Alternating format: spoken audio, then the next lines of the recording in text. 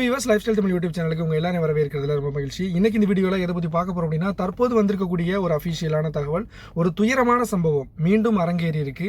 கடந்த வருடம் தான் நம்ம அந்த துயரத்தில் இன்னும் மீள முடியல. பார்த்தீங்கன்னா இந்த வருஷமும் மீண்டும் ஒரு தீ விபத்து ஏற்பட்டிருக்கு. இதில் 5 உயிர்கள் பலியாயிருக்கு. ரிக்கையில், அதாவது ஃபர்வனே கவர்னரேட்டில் இருக்கக்கூடிய ரிக்கையில் ஒரு தீ விபத்து இன்னைக்கு அதிகாலையில், அதாவது 1/6/2025 இன்னைக்கு அதிகாலை நடந்திருக்கு.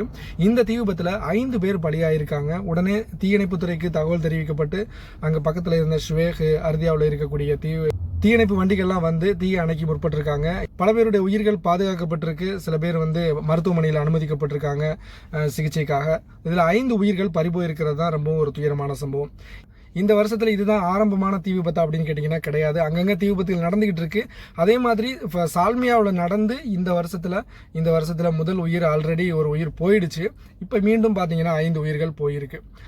என்னதான் மங்காஃபுனுடைய அந்த சம்பவத்துக்கு அப்புறம் அங்கங்கே செக்கிங்கு பில்டிங்கெல்லாம் அந்த பாதுகாப்பு முன்னெச்சரிக்கை நடவடிக்கைகள்லாம் எடுத்திருக்கணும், தீயணைப்பு சம்பந்தமான அதுக்குண்டான விழிப்புணர்வோடு செயல்பட்டுக்கிட்டு இருந்தாங்க. ஆனால் மீண்டும் பார்த்தீங்கன்னா இந்த லேபர்கள் தங்கி இருக்கக்கூடிய பில்டிங்களில் மீண்டும் அந்த விஷயங்கள், இந்த மாதிரியான அஜாக்கிரதையான சில விஷயங்கள்னால வந்து தீ விபத்துகள் நடந்துக்கிட்டு தான் இருக்குது. ஸோ அதற்கான நடவடிக்கைகளை வந்து அரசாங்கம் எடுத்துக்கிட்டு தான் இருக்காங்க.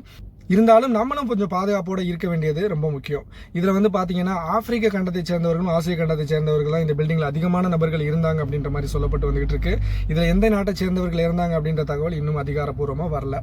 ஸோ அவங்களுக்காக வேண்டியும் அவங்களுடைய குடும்பத்துக்காக வேண்டியும் அனைவரும் பிரார்த்திப்போம். அதோட ஒரு முக்கியமான தகவல் என்னன்னா, கடந்த வருடம் வந்து நடந்த மங்காஃப் தீ விபத்தில் வந்து பாதிக்கப்பட்ட நபர்களுக்கு வந்து அந்த கம்பெனி நிர்வாகம் NBTC வந்து அதற்குண்டான நஷ்டஈடு கொடுக்கறதா சொல்லியிருந்தாங்க. அப்போ தற்காலிகமாக ஏதோ கொடுத்திருந்தாலும் அதுக்கப்புறம் பார்த்தீங்கன்னா அவங்களுடைய மொத்தம் அந்த இறந்தவங்களுடைய இது எல்லாத்துக்குமே பார்த்தீங்கன்னா அவங்களுக்குன்னு வந்து அந்த இன்சூரன்ஸ் கிளைம் பண்ணி பார்த்தீங்கன்னா கிட்டத்தட்ட 16 லட்சம் தினார் வரையிலான ஒரு அமௌண்ட் வந்து அந்த அமௌண்ட் கிளைம் ஆகிருக்கு. அதை எடுத்துகிட்டு NBTCயோட அந்த டீம் வந்து அங்கே இந்தியாவில் போய் அந்த ஃபேமிலி குடும்பங்களுக்கு வந்து நேரடியாக கொடுக்க போகிறதாகவும் தகவல்கள் அஃபிஷியலாக வந்திருந்தது.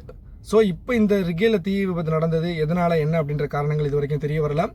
ஸோ இருந்தாலும் அவங்களுக்காக அனைவரும் பிரார்த்திப்போம். மீண்டும் ஒரு நல்ல பதிவில் சந்திப்போம். நன்றி.